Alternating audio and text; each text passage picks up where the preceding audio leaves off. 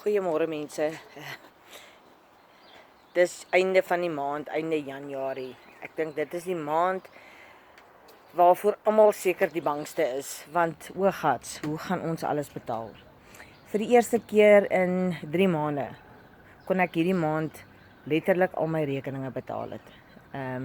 Nadat ek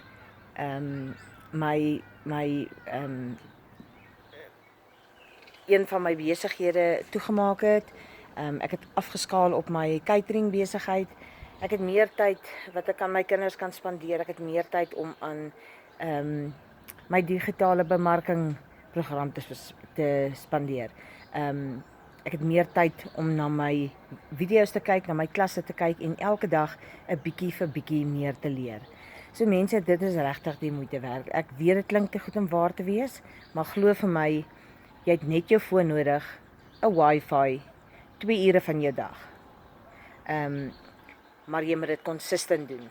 Elke dag moet jy dit stap vir stap doen, anders gaan dit nie werk nie. Maar glo vir my mense, ek kan vandag hier staan en sê dankie Here dat ek al my rekeninge kon betaal het. Sonder om te worry, sonder om by iemand geld te gaan leen, sonder om iets te verkoop.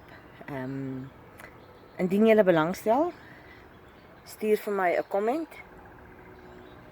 Ja, in my comments, of stuur vir my 'n WhatsApp na 066 1994 663 sou jy belangstel.